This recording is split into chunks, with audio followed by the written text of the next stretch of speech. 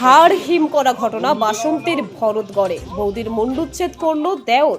বীরত্ব দেখাতে কাটা মুন্ডু নিয়ে খোলা রাস্তায় ঘোরাঘুরি করলো, পরে থানায় গিয়ে আত্মসমর্পণ। দক্ষিণ 24 পরগনার বাসন্তীর 6 নম্বর ভরতগড়ের ঘটনা। শনিবার সকালে এই ঘটনায় এলাকায় ব্যাপক চাঞ্চল্য ছড়িয়েছে। ঘটনার খবর পেয়ে বাসন্তী থানার পুলিশ অভিযুক্ত যুবককে গ্রেপ্তার করেছে।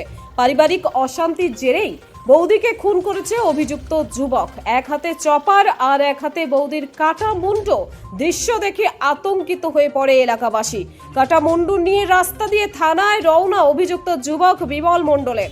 গ্রামবাসী সূত্রে খবর, গাছের আম পাড়া নিয়ে বচসা শুরু হয় বৌদি সতী মণ্ডলের সাথে দেওর বিমল মণ্ডলের। তারই মাঝে চপার দিয়ে চড়াও হয় বৌদির উপরে।